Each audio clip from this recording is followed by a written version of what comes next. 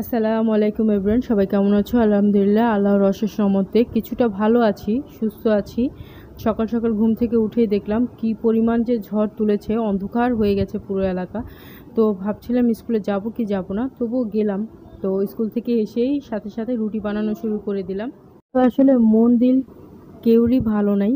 ঘরের সবারই একই অবস্থা, কারোই ভালো লাগছে না, কেউ খেতে চাচ্ছে না, কারো কোনো কিছুই ভালো লাগছে না। আর ওর ব্যথা, যেহেতু এটা এখনও সেলাই, কাঁচা সেলাই, তো ব্যথা করছে, ওষুধ খাওয়াচ্ছি তো ও ব্যথা করছে। ছোট মানুষ কিভাবে এত ব্যথা সহ্য করবে, সেই চিন্তা করতে করতে আসলে সবাই আত্মহারা হয়ে যাচ্ছি। তো কী করবো, আর কিছু তো করার নেই, কারণ যার কষ্ট তাকেই সহ্য করতে হয়, এটাই আসলে দুনিয়ার নিয়ম। তো দাদু সকাল সকাল চলে আসছে বাড়ি থেকে, কাকে কার থেকে শুনেছে সেটা আমরা জানি না। তো সকালেই চলে আসছে, একাই চলে আসছে বাড়ি থেকে। ওর এরকম দুঃসংবাদ শুনেই চলে আসছে। তো আমরা জানাই নেই কোত্থেকে শুনছে, সেটাও আমরা জানি না। তো মাত্র আসছে, জিজ্ঞেস করব। তো দাদু আসার সময় আবার একটা তরমুজ নিয়ে আসছে। উনি বয়স্ক মানুষ, অত দূর থেকে একা একা আসছে, তার উপর আবার একটা তরমুজ নিয়ে আসছে, সেটাই অনেক কিছু আসলে। আর উনি যে খবরটা পেয়ে দ্রুত চলে আসবে, সেটা আসলে আমরা ভাবতেও পারিনি, কল্পনাও করিনি। তো যাই হোক, আমি আবার স্কুল থেকে আলিফকে আসার সময় আবার সিঙ্গারা সমুচা নিয়ে আসলাম, যাতে খেলে একটু ভালো লাগে, মুখের স্বাদটা চেঞ্জ হবে। তো ও কিছুই খেতে চাচ্ছে না, কিন্তু ওর যে অ্যান্টিবায়োটিকগুলো দিয়েছে, যে ওষুধগুলো দিয়েছে, খুবই পাওয়ারের। তো যাই হোক, আমাদের আজকে আবার কারেন্ট চলে যাচ্ছে একটু পরপর কারেন্ট যাওয়ার কারণে আমরা আজকে বারান্দাতে বসেই, খোলা বারান্দাতে সুন্দর আলোর মধ্যেই আমরা খাবার খেতে বসছি দাদুকে নিয়ে। তো খাবার খাচ্ছি, আর আম্মু আবার নিহাকে খাইয়ে দিচ্ছে, যেহেতু ও হাত নাড়াতে পারবে না, ও খেতেও পারে না নিজের হাতে। ও অ্যাকচুয়ালি এখন নিজের হাত দিয়ে কোনো কিছুই করতে পারে না, নিজে ওকে সাহায্য করতে হয়।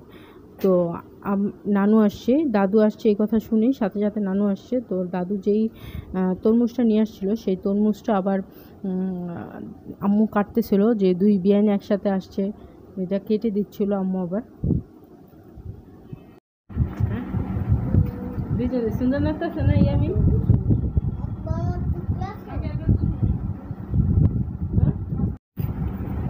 এরা হচ্ছে গিয়ে তিন বোন, পলাতক বোন। তিন বেলায় হারাই গেছিল, এখন আবার একলা গেছে। এটা বড়, ওটা মেজো, এটা ছোট। আবার যদি হারা যায় তাহলে এই ভিডিওটা দিয়ে খোঁজ খবর লোক, ঠিক আছে? হ্যাঁ, হ্যাঁ, ইনশাল্লাহ। তো যেই তরমুজটা এনেছিল, সেই তরমুজটা খেয়ে দিয়ে নানু এখন চলে যাচ্ছে বাসায়, কারণ সবার বাসায় কাজ থাকে, এই টুকিটাকি সবার বাসায় কাজ থাকে। তো যেহেতু অনেকক্ষণ ধরে আসছে, এখন চলে যাচ্ছে। আর দাদির আর নানির আজকে কোনো কথাই শেষ হচ্ছে না, প্রায় অনেক দিন পর, অনেক বছর পর একসাথে হয়েছে তারা।